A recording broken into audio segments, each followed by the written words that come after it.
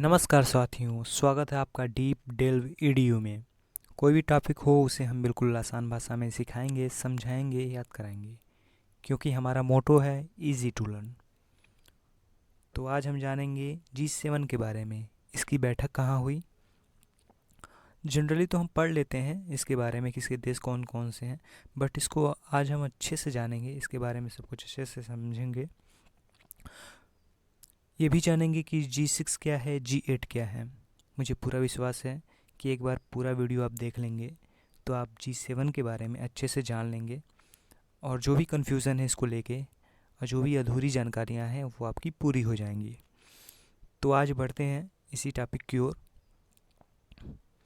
अगर आप किसी भी कम्पिटिटिव एग्ज़ाम की तैयारी करते हैं, एसएससी, बैंक, रेलवे, पेट की, तो आज का सेशन आपके लिए बहुत ही महत्वपूर्ण होने वाला है। तो G7 के बारे में पढ़ते हैं। G7 ग्रुप ऑफ 7 नेशंस, जिसे हम G7 भी कहते हैं, इसमें विकसित और शक्तिशाली देश शामिल हैं। इसमें 7 देश हैं, 7 देश हैं, इसलिए इसको G7 कहते हैं, ग्रुप ऑफ 7 नेशंस। आगे बढ़ते हैं। यह खुद को कम्युनिटी ऑफ वैल्यूज़ यानी मूल्यों का आदर करने वाला समुदाय मानता है। स्वतंत्रता और मानवाधिकारों की सुरक्षा, लोकतंत्र और कानून का शासन तथा समृद्धि और सतत विकास इसके प्रमुख सिद्धांत हैं। ये लाइंस आपने कभी पढ़ी नहीं होगी। ये सारी चीज़ें G7 करता है। जो भी काम है, सुरक्षा करना, मानवाधिकारों की सुरक्षा करना, लोकतंत्र और कानून का शासन, जो भी विकास वगैरह है, इसके प्रमुख सिद्धांत हैं। आगे बढ़ते हैं। इसका कोई मुख्यालय नहीं है, ये दिमाग में अपने रखना है कि इसका कोई भी मुख्यालय नहीं है। हम हमेशा कन्फ्यूज़ रहते हैं कि हो सके तो G7 का कोई मुख्यालय हो, बट इसका कोई भी मुख्यालय नहीं है। और जो भारत है इसमें शामिल नहीं है। एक बात ध्यान दीजिएगा आप लोग कि भारत इसमें शामिल नहीं है। कुछ लोग कहेंगे कि सर भारत तो जाता है, तो उसको एक गेस्ट के तौर पे आमंत्रित किया जाता है, ये बात ध्यान में रखिएगा। और EU जो है, यूरोपियन यूनियन, उसको भी, उसके भी जो प्रमुख नेतृत्व करता है उसको भी, उनको भी बुलाया जाता है। और भारत जो है हमेशा गेस्ट के तौर पर एज अ गेस्ट शामिल होता है। ठीक है, तो ये सारी चीज़ें आपको पता होनी चाहिए G7 के बारे में। फिर आगे बढ़ते हैं। अब याद कैसे करें कि इसमें कितने देश शामिल है। बहुत ही इजी है आपको याद करना, हम आपको बिल्कुल याद करवा देंगे। मानिए आपकी मैडम हैं, गर्लफ्रेंड जो है, मार्केट गई हैं आपके साथ, कह दी हमको जूस पीना है आज, तो आपको जूस पिलाना पड़ेगा, तो अपनी गर्लफ्रेंड को जूस तो पिलाना पड़ेगा। तो यही हमारी ट्रिक है, GF यानी गर्लफ्रेंड को जूस पिलाना। याद कर लीजिए, बहुत ही आसान सी ट्रिक है, ये मस्ती मजाक में याद कर लेते हैं हम ऐसे ही। तो G से क्या होगा, जर्मनी हो गया। F से क्या होगा, फ्रांस होगा। J से क्या होगा, जापान होगा। U से क्या होगा, USA यानी अमेरिका होगा। I से क्या होगा, इटली होगा। C से क्या होगा, कनाडा होगा। और E से क्या होगा, इंग्लैंड होगा। बट एक चीज़ यहाँ ये है कि कभी कभी हम इसमें कंफ्यूज हो जाते हैं। इटली वाले में I से इंडोनेशिया होगा कि इंडिया होगा कि इटली होगा। तो यहाँ हम आसान तरीके से ये याद कर सकते हैं कि जब गर्लफ्रेंड जूस पियेंगी तो होटल कहीं देख लेंगी, तो कहेंगी भाई हमको इडली भी खाना है, इडली भी खाना है।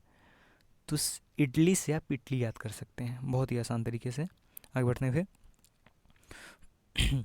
इस बार जो 2021 में 47वां, ये ध्यान दीजिएगा कि जो 47वां बैठक है, कभी कभी नंबर पूछ लेता है, क्रम पूछ लेता है कि 47वां बैठक कहाँ हुआ था। तो कहाँ हुआ था, कर्नवाल इंग्लैंड में हुआ था।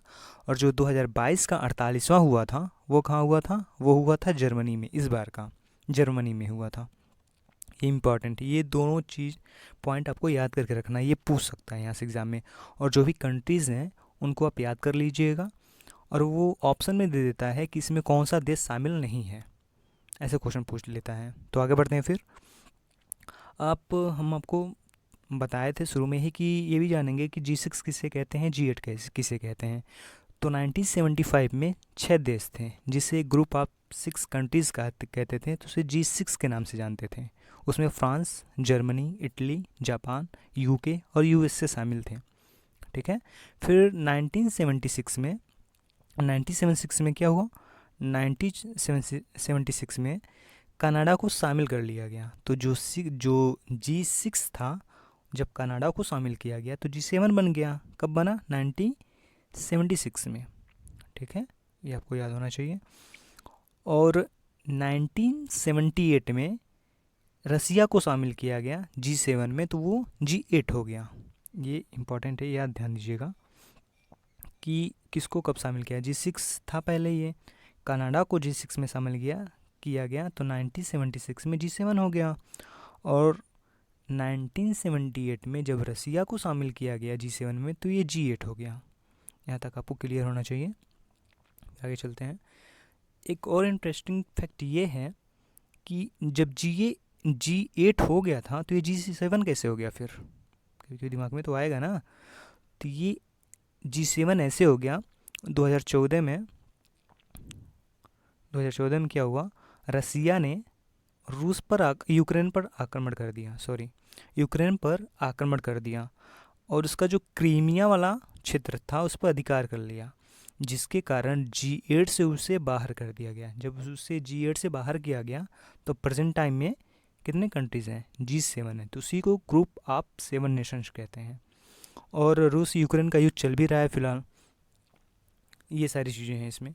तो आज का टॉपिक, हमारा सेशन यहीं समाप्त होता है। यह सेशन आपको कैसा लगा कमेंट बॉक्स में ज़रूर कमेंट करें। अब पूरा वीडियो देखने के लिए आपका धन्यवाद। और मुझे पूरा विश्वास है कि आपको ये सेशन अच्छे से समझ में आया होगा और जो भी कन्फ्यूज़न रहा होगा कि इसके कार्य क्या हैं G7 के, तो ये आपको समझ में आया होगा।